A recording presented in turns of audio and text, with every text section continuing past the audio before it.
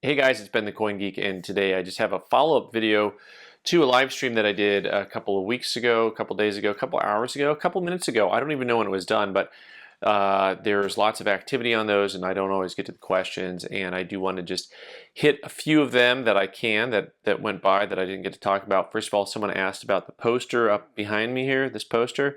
What's on there? This is a Greek wildlife and animal poster. So there's actually a lot of different animals up there that you can see or you can't see. But anyways, it's one of my favorite little posters. I really enjoy it.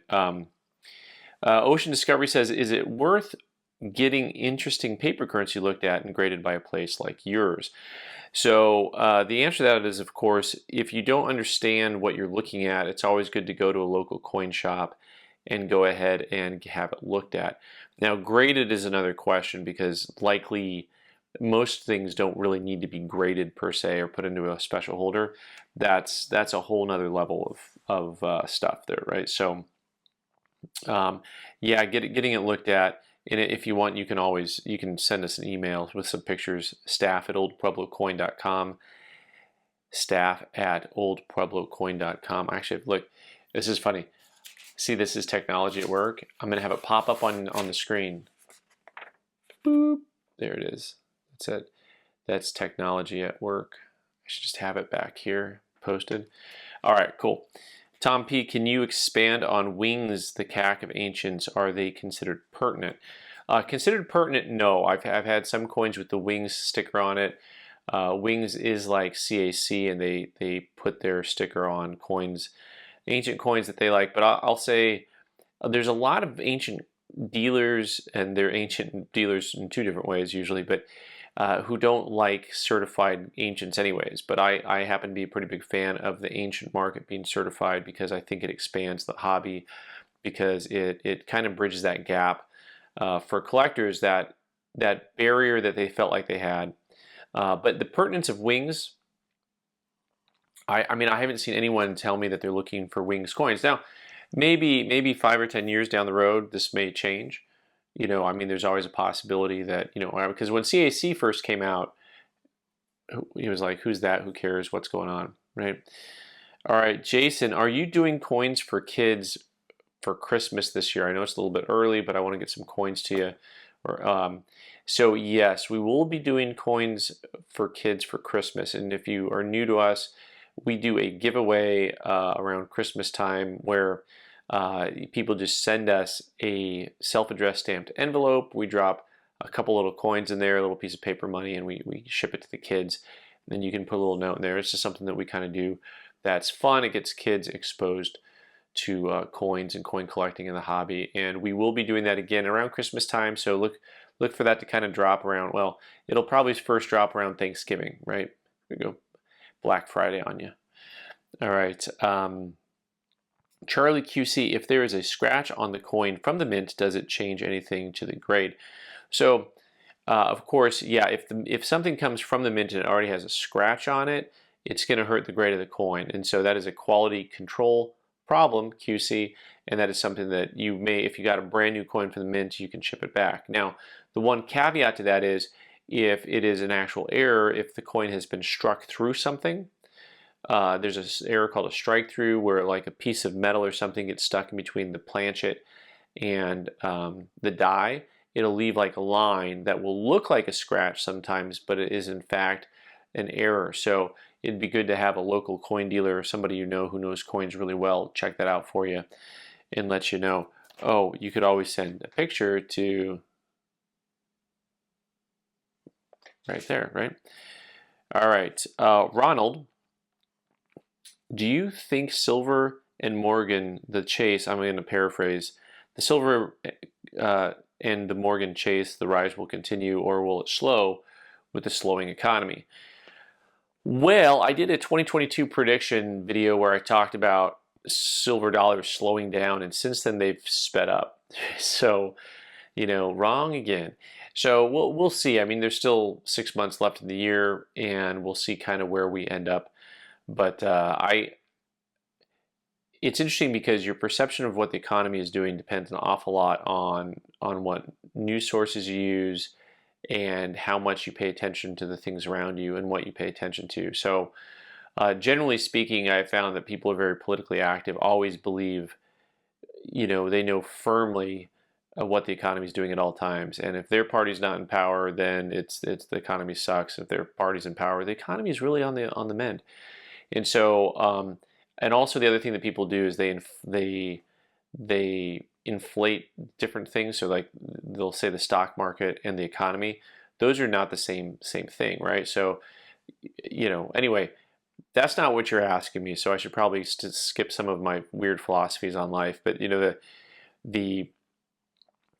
fact that you can't get people to work, I mean that there's more jobs than people, how is that a slowed down economy? I don't understand. But I will say, there's a lot of weird stuff going on in the economy, but the economy is what I call personal, right? So if the unemployment rate is 1%, but you're unemployed, then the unemployment rate is 100%, right? So that gets me full circle in the comment, which is like, I don't know what the economy is doing exactly. I look around me and try to understand just based on the people I know and their extended family and stuff, like how are they doing financially? Are they working? Are they not working? I understand inflation's a big deal. I'm not making fun of it.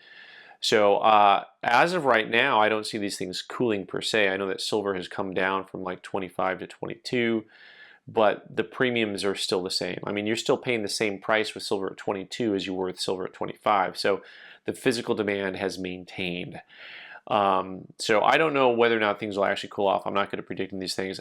I maintain that the Morgan dollar is inflated, but hey, I can be wrong about that. And I will be shown to be wrong about that most likely, right? Okay, little window. Thoughts on third-party grading of Colonial coins. The inconsistency is outrageous, and I hate the plastic. The emphasis was added by me, by the way. Well, if you don't like the plastic, buy them raw, right? Or you can always crack them out. But Colonial coins are funny things, and I know what you're talking about, the inconsistency, but they're all over the place because you have wide varieties of strike, you have wide varieties of planchet quality, and so it's very interesting to look at an area like Colonial coins, and you'll just see a very broad. How am I going to put this?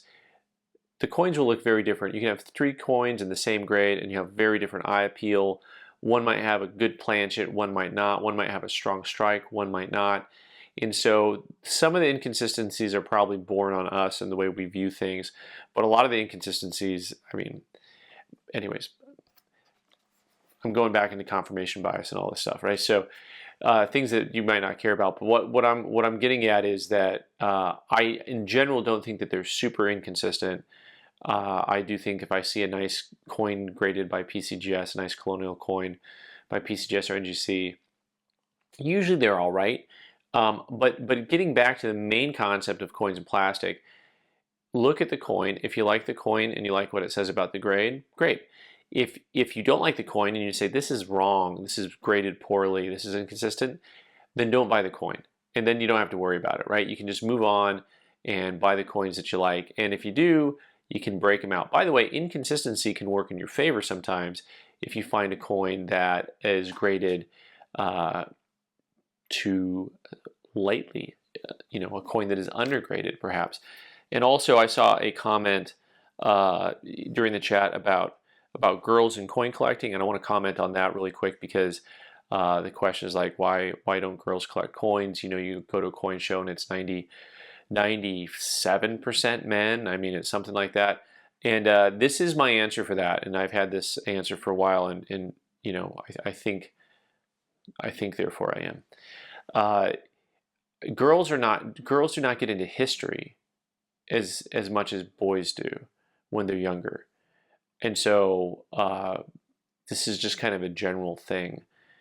And from me growing up, and then from having my kids growing up, I've seen this. This is why I applaud things like the musical Hamilton that has brought a lot of young ladies into the realm of history and intrigue, in American history especially. And to me, there's always a crossover there. The more that you like history, the more that you'll get into coin collecting. You know, that's just kind of a thing. And there's other things that are probably hard to describe. I mean, the differences between men and women, and some of them are hard to describe. Like, why would it be that women don't collect coins as much as men? You know, I know there's a lot of snarky remarks about that stuff, but really, if you think about it, the things that our eyes are drawn to are slightly different. You know, so apparently men like coins and maybe women don't. But I still think that it has a lot to do with history and the fact that girls aren't really brought into history as much as boys self-select into history, I guess I'll say.